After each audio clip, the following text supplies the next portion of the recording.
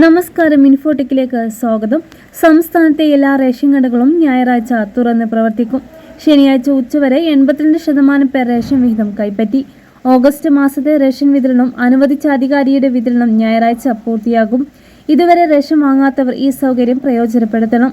Stock എടുപ്പ് പ്രമാണിച്ച് തിങ്കൾ റേഷൻ കടകൾക്ക് അവധിയായിരിക്കും.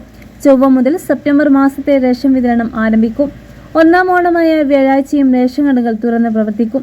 മഞ്ഞ കാർഡുടമകൾക്കുള്ള ഓണക്കിറ്റ് വിതരണം സെപ്റ്റംബർ 4 വരെ വാങ്ങാവുന്നതാണ്. ക്ഷേമനിധി സ്ഥാപനങ്ങളിലെ അന്തേവാസികൾക്കുമുള്ള ഓണക്കിറ്റ് വിതരണം ജീവനക്കാർ എത്തിച്ചു നൽകും. ഓഗസ്റ്റ് 31 ഞായറാഴ്ച സംസ്ഥാനത്തെ എല്ലാ റേഷൻ കടകളും തുറന്ന് പ്രവർത്തിക്കും.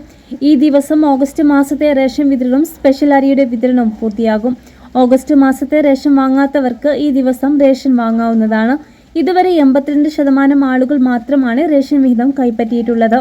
ഓണത്തോടനുബന്ധിച്ച് അവധികളില്ലാത്തതുകൊണ്ട് കടകൾ തുറന്ന് പ്രവർത്തിക്കും. സെപ്റ്റംബർ 1 തിങ്കളാഴ്ച കടകൾ തുറക്കുകയില്ല.